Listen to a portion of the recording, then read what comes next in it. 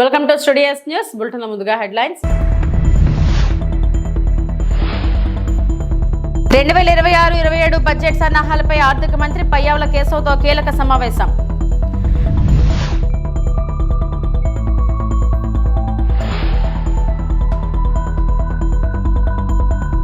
గుంటూరులో జగన్ పర్యటనకు కూటమి ప్రభుత్వం అడ్డంకులు.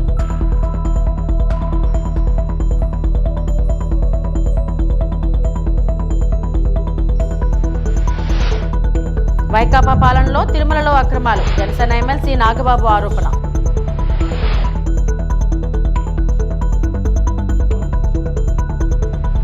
రెండు 2026-27 ఆర్థిక సంవత్సర బడ్జెట్ సన్నాహాలపై అమరావతి సచివాలయంలో ఆర్థిక మంత్రి పయ్యావుల కేశవ్తో కీలక సమావేశం జరిగింది. రైతులకు మద్దతుగా పంట పొలాలకు సకాలంలో నీరు అందించేందుకు జలవనరుల శాఖకు నిధుల కేటాయింపుపై విస్తృత చర్చలు జరిపారు. సమావేశంలో ఆర్థిక శాఖ ప్రిన్సిపల్ సెక్రటరీ పీయూష్ కుమార్, కార్యదర్శి రొనాల్డ్ రోజ్, జలవనరుల శాఖ ఉన్నతాధికారులు పాల్గొన్నారు.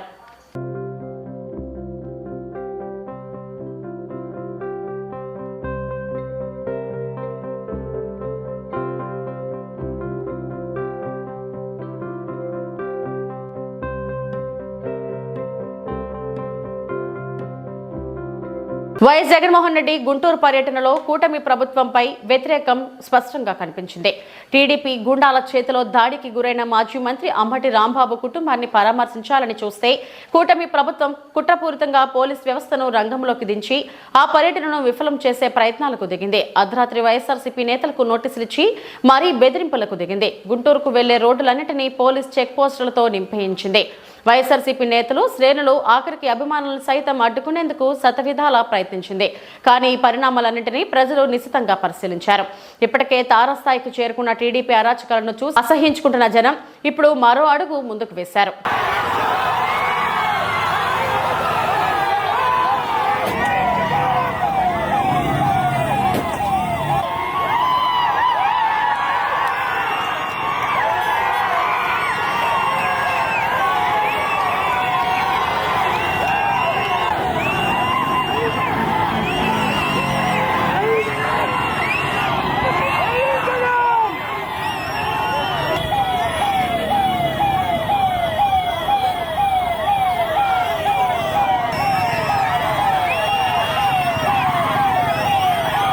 శ్రీవారిని, భక్తులకి భగవంతుడిని వైసీపీ దూరం చేసిందని జనసేన ఎమ్మెల్సీ నాగబాబు విమర్శించారు.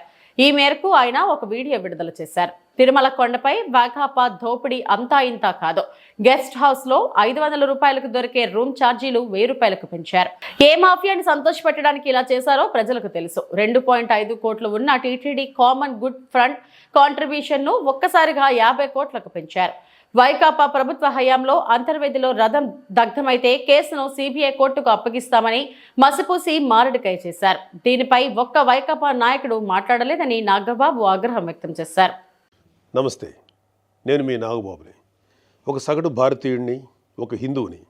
అదేంటి మీరంతా నాస్తికుడు అనుకుంటున్న నాగబాబు హిందువుని అంటున్నాడని అనుకుంటున్నారా? ఆదిశంకరుల అద్వైతం, రమణుల ఆత్మజ్ఞానం, వీళ్ళిద్దరూ చెప్పిన నిరాకార స్వరూపమైనటువంటి ఆ పరమాత్మను నమ్ముతాను. హిందువు అనేది ఒక నమ్మకమో ఒక మతమో కాదు, ఇది ధర్మం, మన జీవన విధానం. అవివేకుల్ని, అజ్ఞానుల్ని ఎడ్యుకేట్ చేసేలా చెప్పాలంటే ఇది ఒక జియోగ్రాఫికల్ ఐడెంటిటీ కూడా. ఆసేతు హిమాచలం నుంచి హిందూ మహాసాగరం వరకు ఈ పుణ్యభూమిలో పుట్టిన ప్రతి ఒక్కడూ హిందువే. ఈ దేశంలో, ఈ ధర్మంలో చార్వాకులు కూడా చోటుంది. కాబట్టి నేను నికార్సైన హిందువుని. నా ధర్మాన్ని గౌరవిస్తూ ఇతరులను కించపరచకుండా బతుకుతున్న ఒక ప్రౌడ్ సనాతన హిందువుని. అందుకే నాకు ఎమ్మెల్సీగా కౌన్సిల్లో మాట్లాడే అవకాశం రాగానే హిందూ మతం కోసం పాటుపడే అర్చకుల చాలీ చాలని జీతబత్యాల గురించి మాట్లాడాను. మరి వైసీపీ నాయకుల సంగతి ఏంటంటారు? రండి చూద్దాం.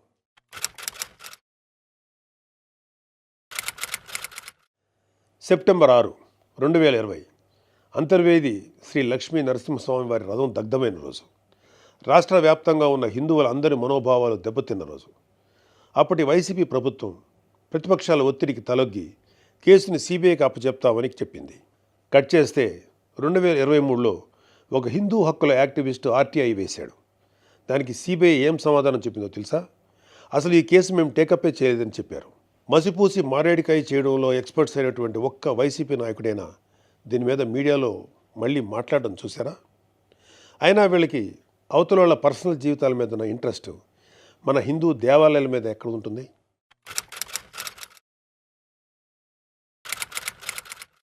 డిసెంబరు 2020 రామతీర్థం రాముడు మనకు ఒక దైవం.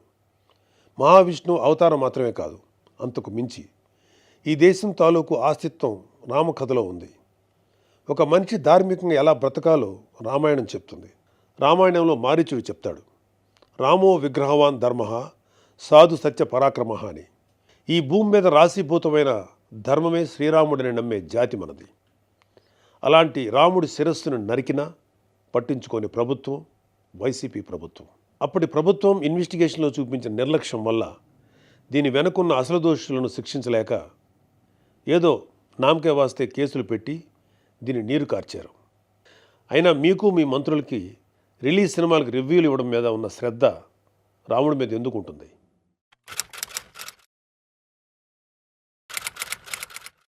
జనవరి 22, 2024 అయోధ్య రామమందిరం ఇనాగ్రేషన్ కొన్ని దశాబ్దాల సుదీర్ఘ న్యాయ పోరాటం తర్వాత, కొన్ని వందల మంది బలిదానాల తర్వాత హిందువులు కలలు కన్న రామమందిరం కల సాకారమైంది. దేశమంతా ఒక పండగలాగా దీన్ని సెలబ్రేట్ చేసుకున్నారు. మన రాష్ట్రం నుంచి పవన్ కళ్యాణ్ గారు, చంద్రబాబు నాయుడు గారు కూడా వెళ్ళి అందులో పాలు పంచుకున్నారు.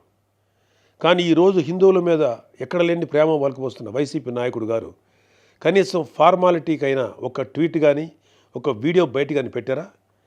పోనీ మీ స్టాండ్ ఏంటో ఓపెన్గా ప్రజలకు చెప్పే దమ్ము అయినా మీకుందా? మీకు వ్యతిరేకించే ధైర్యం లేదు. అలా అని అభినందించే సంస్కారం అంతకంటే లేదు. వెరసి మీ మనసులో హిందువుల మీద కుళ్ళు కుతంత్రాలు తప్ప ఇంకేమీ లేవు. టీటీడీ భక్తులకి భగవంతుడిని దూరం చేసిన వైసీపీ పూట గడవని పేదవాడి దగ్గర నుంచి వజ్రాల కిరీటాలు చేయించే కోటీశ్వరుల వరకు అందరి కోరిక ఒకటే, ఆ కలియుగ దైవమైన వెంకటేశ్వర స్వామివారి దర్శనం ఏడాదికి ఒకసారైనా చేసుకోవాలని. ఒక సామాన్య భక్తుడు నెల నెలా డబ్బులు కూడబెట్టుకుని మరి ఆయన చూడ్డానికి కొండ మీదకు వెళ్తాడు. రాయలసీమ లిఫ్ట్ ఇరిగేషన్ ప్రాజెక్టును పూర్తి చేయాలన్న డిమాండ్తో అనంతపురం జిల్లా వైఎస్ఆర్ కాంగ్రెస్ పార్టీ ఆధ్వర్యంలో చలో పోతిరెడ్డిపాడు పోస్టర్లు ఆవిష్కరణ. ఈ నెల 5వ తేదీన నంద్యాల జిల్లా నందికొట్కూరు నియోజకవర్గంలోని పోతిరెడ్డిపాడు గ్రామం వద్ద భారీ బహిరంగ సభ నిర్వహించబడను. అనంతపురంలోని వైసీపీ జిల్లా కార్యాలయంలో ప్రజాప్రతినిధులు, నాయకులు, కార్యకర్తలతో కలిసి చలో పోతిరెడ్డిపాడు పోస్టర్లు ఆవిష్కరించిన వైఎస్ఆర్ కాంగ్రెస్ పార్టీ అనంతపురం జిల్లా అధ్యక్షులు అనంత వెంకటరామరెడ్డి, ఉరవకొండ నియోజకవర్గ సమన్వయకర్త విశ్వేశ్వరరెడ్డి, ఎమ్మెల్సీ మంగమ్మ. సాగునీరు అందించాలని చెప్పేసి ఆ రోజు రాజశేఖర రెడ్డి గారు ముఖ్యంగా రాయలసీమ చెందిన ప్రాజెక్టుల్ని అందరి నీవా కావచ్చు, అలాగే పోతిరెడ్డి హెడ్ రెగ్యులేటర్ దాదాపుగా 3 జిల్లాలకు కూడా, కర్నూలు, కడప, చిత్తూరు జిల్లాలకు కూడా ఎంతో ఉపయోగకరమైన ప్రాజెక్ట్ అయినటువంటి పోతిరెడ్డి హెడ్ రెగ్యులేటర్ని 10,000 క్యూసెక్ నుంచి 44,000 క్యూసెక్లు కూడా పెంచాడు. కానీ జగన్మోహన్ రెడ్డి గారు ముఖ్యమంత్రి అయిన తర్వాత మరొక మారు కూడా ఈ రాష్ట్రం విడిపోయిన తర్వాత తెలంగాణ ప్రభుత్వం అనేది కూడా అనేక రకాల కూడా శ్రీశైలం ప్రాజెక్టుల్లో 800 అడుగుల నుంచి కూడా నీటిని కూడా తోడి వేస్తూ ఉంటే ఏదో రకంగా కూడా ఈ రాయలసీమ ప్రాంతం కూడా కాపాడాలని చెప్పి సాగునీరు కూడా అందించాలని చెప్పేసి పోతిరెడ్డి హెడ్ రెగ్యులేటర్ని 44,000 క్యూసెక్ నుంచి 80,000 క్యూసెక్లు కూడా పెంచేదే కాకుండా పోతిరెడ్డి పాటు యొక్క కాలువని, అలాగే పంపింగ్ సిస్టమ్ కూడా 800 అడుగులకు మాత్రమే పనిచేసి కూడా 3,707 కోట్ల రూపాయలతో పనులు కూడా ప్రారంభించడం కూడా జరిగింది. 2020లో కూడా సుమారుగా కొన్ని 100 కోట్ల రూపాయలు ఖర్చు పెట్టిన తర్వాత ఎన్జీటీ వారి యొక్క అబ్జెక్షన్తో తాత్కాలికంగా పనులు ఆగినా కూడా తిరిగి చంద్రబాబు నాయుడు గారి నాయకత్వంలో కూటమి ప్రభుత్వం ఏర్పడిన తర్వాత 2024లో దానికి రాయలసీమ ప్రాజెక్టుకు శాశ్వతంగా కూడా సమాధి కూడా కట్టడం జరిగింది. అది అంతేకాకుండా తెలంగాణ ప్రభుత్వము, తెలంగాణ ముఖ్యమంత్రి అయిన రేవంత్ రెడ్డి గారితో కుదిరిన రహస్య ఒప్పందం వల్ల ఇదంతా కూడా జరిగింది. ఇది స్వయంగా కూడా రేవంత్ రెడ్డి గారే తెలంగాణ అసెంబ్లీలో కూడా చంద్రబాబు నాయుడు గారితో మాట్లాడి రాయలసీమ లిఫ్ట్ అనేది కూడా లేకుండా చేయడం కూడా చెప్పడం కూడా జరిగింది. ఆ తర్వాత కనీసం అప్పటికైనా కానీ ప్రజల యొక్క కోరిక ప్రకారం కూడా తిరిగి ప్రారంభిస్తాడేమో రాయలసీమ లిఫ్ట్ అంటే చంద్రబాబు నాయుడు గారు దాన్ని ఊసే ఎత్తుకోకుండా పరిస్థితి కూడా కలిగించారు.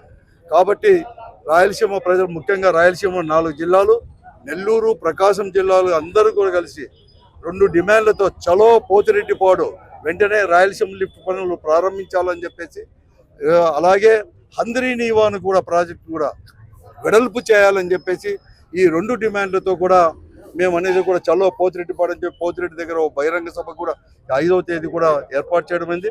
అందుకోసమే అనంతపురం జిల్లాలో ఉండే అందరూ కూడా, ప్రతి ఒక్కరు కూడా, ముఖ్యంగా వైఎస్ఆర్ కాంగ్రెస్ పార్టీ శ్రేణులు అందరూ కూడా ఈ పోతిరెడ్డిపాడు దగ్గర బహిరంగ సభలో అందరూ పాల్గొనాలని చెప్పేసి ప్రజలకు విజ్ఞప్తి చేస్తూ, మన ప్రాంతాన్ని ముఖ్యంగా కూడా కరువు ప్రాంతాన్ని మనం కూడా కాపాడుకోవాలని చెప్పేసి కూడా. తిరుపతి జిల్లాలో శ్రీకాళహస్తీశ్వర ఆలయాన్ని ప్రముఖ సినీ నటుడు నందమూరి కళ్యాణ్ రామ్ మంగళవారం దర్శించుకున్నారు. ఆలయానికి చేరుకున్న ఆయనకు ఆలయ అధికారులు స్వాగతం పలికారు. రాహు, కేతు, సర్పదోష నివారణ పూజల్లో కళ్యాణ్ రామ్ పాల్గొన్నారు. అనంతరం శ్రీ వాయులింగేశ్వర స్వామి సమేత శ్రీ జ్ఞాన ప్రసూనాంబికా దేవిని దర్శించుకున్నారు. అనంతరం పండితులు ఆయనకు వేద ఆశీర్వచనాలు, తీర్థ ప్రసాదాలను అందజేశారు.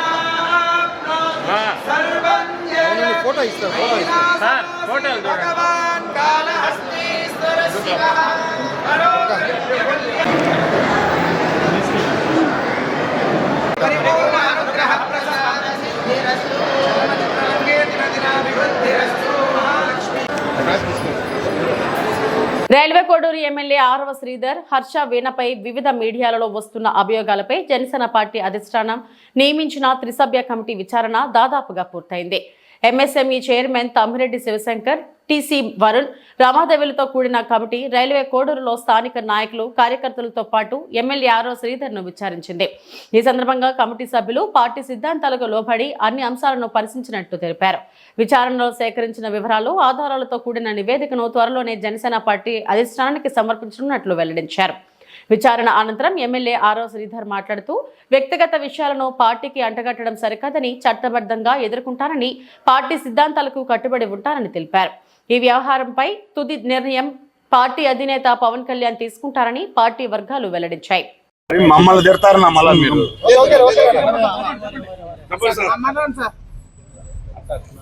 అందరికి నమస్కారం. ఏదైతే ఈరోజు మన జనసేన పార్టీ అధ్యక్షుల వారు ఏదైతే కమిటీ ఇచ్చారో ఆ కమిటీకి నేను నాకేం జరిగిందో పూర్తి వివరణ ఇవ్వడం జరిగింది. అదేవిధంగా పార్టీ అధ్యక్షులు గౌరవ శ్రీ పవన్ కళ్యాణ్ గారు ఏదైతే రాష్ట్ర ఉప ముఖ్యమంత్రిగా ఉన్నారో ఆయన నిర్ణయం తీసుకుంటారు. ఆయన నిర్ణయం తీసుకున్న తర్వాత నేను మళ్ళీ మరొక మారి ప్రెస్ మీట్ పెట్టి ఇంకా పూర్తిగా క్లారిటీ ఇస్తా అని చెప్పి మీడియా మిత్రులందరికీ తెలియజేస్తాను. మరొకసారి నమస్తే. ఇప్పుడు కావచ్చు, ముందు కావచ్చు, ఇప్పుడు కావచ్చు, ఇంకా ముందు కావచ్చు, లేకపోతే ఇంకా రాబోయే గంటలు కావచ్చు, రోజులు కావచ్చు, ఎన్ని కేసులైనా ఎదుర్కోవడానికి నేనున్నాను. నేను ఎదుర్కొంటా. వాళ్ళు 100 కేసులు పెట్టినా కూడా నేను వాళ్ళు క్లారిటీగా విత్ పిన్ టు పిన్ ఇప్పుడు ఏదైతే కమిటీకి ఇచ్చానో అదే విధంగా నేను మళ్ళా కోర్టుకు కావచ్చు, లేకపోతే ఇంకేదైనా కమిటీకి కావచ్చు, చట్టపరంగానే నిర్ణయాలు తీసుకోవాలని చెప్పి నేను ఈరోజు మీ మీడియా మిత్రులందరికీ తెలియజేస్తాను. నియోజకవర్గ ప్రజలకి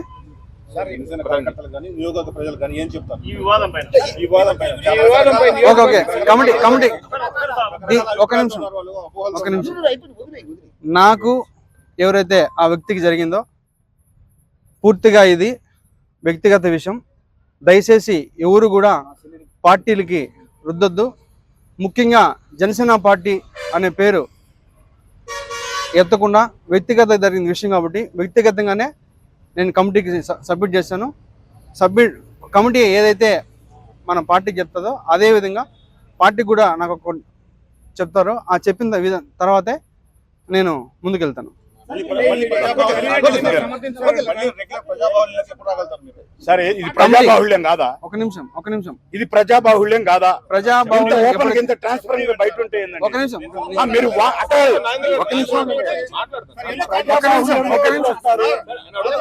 ప్రజాబాహుళ్యంలో ఇప్పుడు ఎక్కడున్నారు? మీరు ఎక్కడున్నారు ఇప్పుడు? ఒక నిమిషం నేను మాట్లాడతాను వద్దా? నేను మాట్లాడతాను. ఆ మాట ఇన్ను. ఎప్పుడైతే కమిటీ నుంచి పార్టీ నుంచి ఆదేశాలు వస్తాయో మరి అప్పుడే నేను ప్రజల్లోకి వస్తాను. అసెంబ్లీ వీడియో నిజమా కాదని మీరు చూసారు. దానికి కూడా నేను కమిటీకి ఒక క్లారిటీ ఇచ్చాను. ప్రూఫ్స్ కూడా సబ్మిట్ చేశాను. కమిటీ ఏదైతే డెసిషన్ తీసుకున్న తర్వాతే మళ్ళీ నేను ఒకసారి ప్రెస్ మీట్ పెట్టి ప్రతి ఒక్క మీడియా మిత్రుడికి నేను విడమర్చి విత్ ప్రూఫ్స్ తో కూడా మళ్ళీ సబ్మిట్ చేస్తాను. నమస్తే.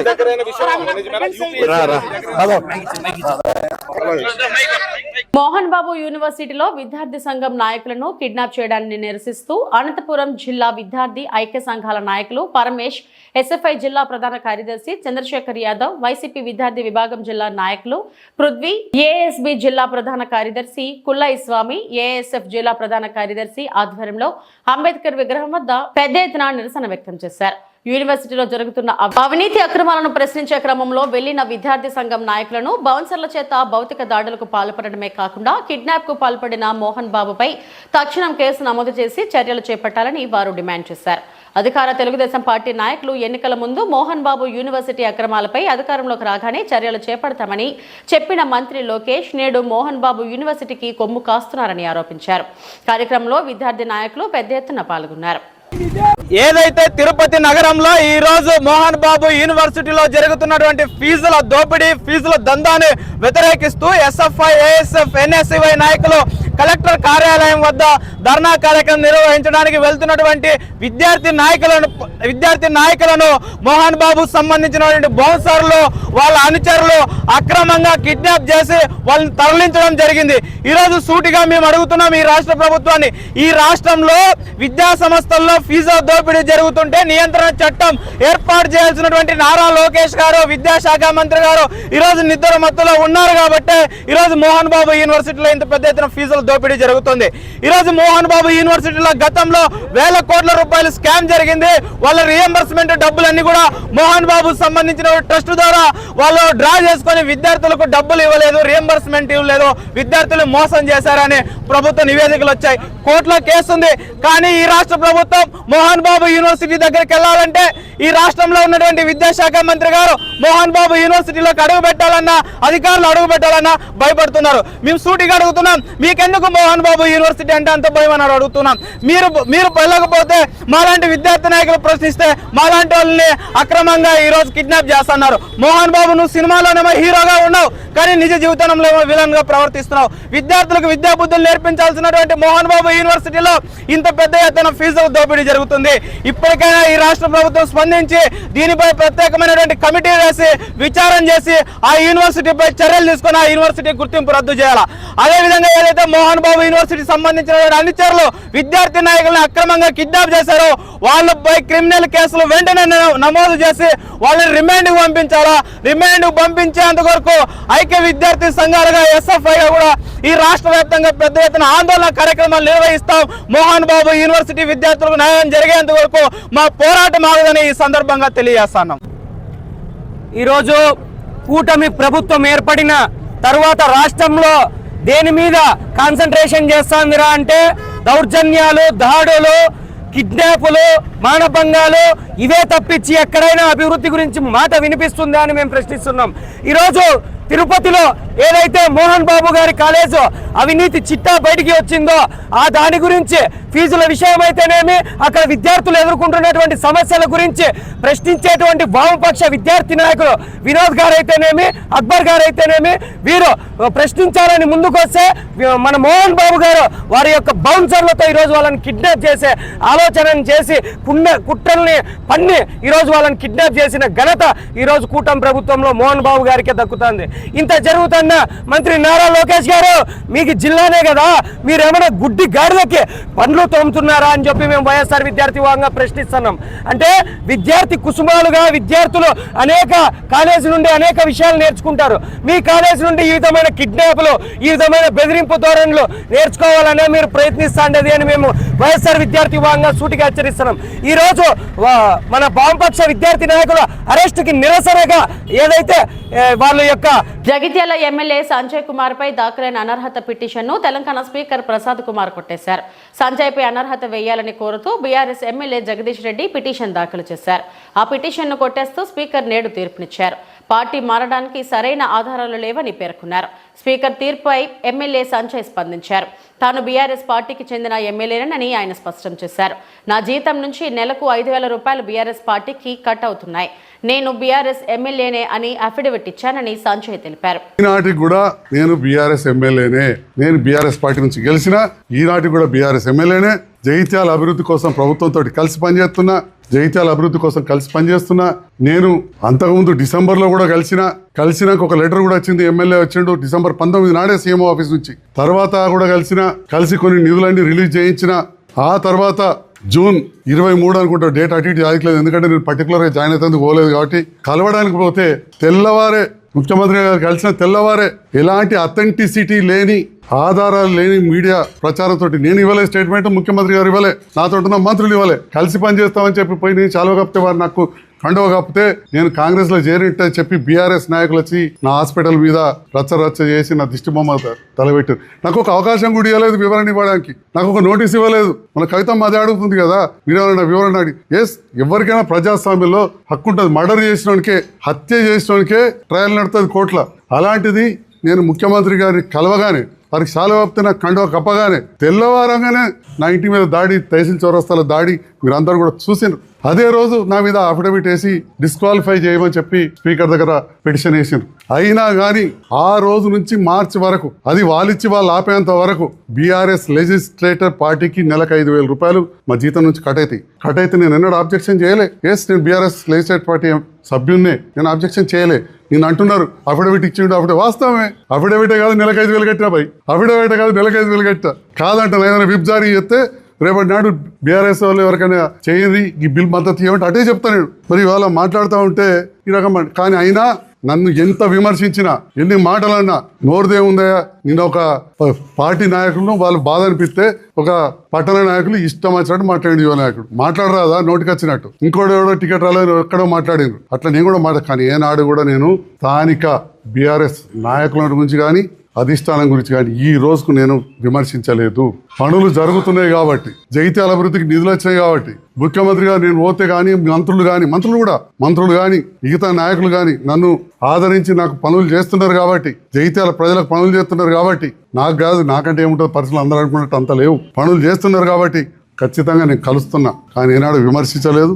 ఈ రోజు కూడా నేను ఖచ్చితంగా కమిట్ అయి ఉన్నా. ఇది ఎందరు ఎన్ని మాట్లాడినా నేను దీనికి భయపడేది లేదు. నేను ఎలక్షన్ కోసమో లేకపోతే సొంత లాభం కోసమే కాదు, జగిత్యాల అభివృద్ధే నా ఆరాటం. ఆ ఆరాటం కోసమే నేను పాటుపడుతున్నా. నేను ప్రభుత్వంతో కలిసి పనిచేస్తా. ప్రభుత్వంతో కలిసి పనిచేసే కాంగ్రెస్ అభ్యర్థులు గెలిపించాలని చెప్పి కూడా నేను ఈ సందర్భంగా మీ ద్వారా విన్నవించుకుంటున్నా. ఈ రోజు కూడా ఎవరైనా ఉంటే నేను తప్పకుండా 1-2 అక్కలు నాతో కలిసి పనిచేస్తా అంటే తప్పకుండా చేస్తా. తర్వాత వాళ్ళు కూడా మనసు మారి నాతో వస్తారని భావిస్తున్నా. వాళ్ళు బీజేపీ వాళ్ళు కావచ్చు, మారుతలేరు, అంతటా మారుతున్నారు. పివి నరసింహారావు గారు జార్ఖండ్ ముక్తి మోర్చా మార్చి ప్రభుత్వాన్ని 5 ఏళ్ళు నడపలేదా? ఆ తర్వాత వైఎస్ రాజశేఖర రెడ్డి గారి పీరియడ్లో టీఆర్ఎస్ వాళ్ళని తీసుకోలేదా? మహారాష్ట్రలో చనిపోయిన అజిత్ పవార్ ఏ పార్టీ జెండా మోసిండా? కాంగ్రెస్, ఎన్సీపీ. ఇవి ఇప్పటివరకు నా బులెటిన్ అప్డేట్స్. నమస్తే.